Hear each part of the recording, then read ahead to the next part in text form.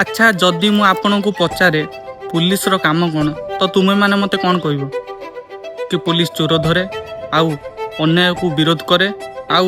गुंडा मान कबल लोक मान उद्धार करे किंतु एसबू मिछ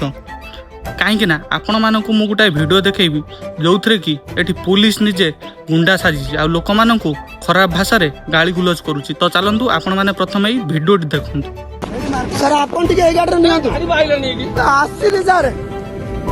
आपन टिके ए गाड़ी नियंतु सर गोटे पेशेंट छिड़ा छै आपन सर थाना गाड़ी नियंतु टिके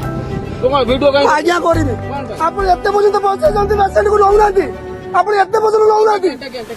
आपन गाड़ी में जब तेल नहीं कहउछंती सब सर आप रिक्वेस्ट करछु गुडा तले पड़े किया गई भी जंतर हराम देला